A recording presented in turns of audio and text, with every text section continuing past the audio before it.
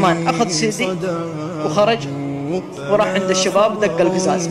يوم شافوه بط الصوت وفتحوا القزاز. السلام عليكم، قالوا عليكم السلام. جاء ينصحهم ويذكرهم بالله والأغاني حرام وما يجوز والموسيقى والعلماء والمشايخ والدعاة وأعطاهم السيدي.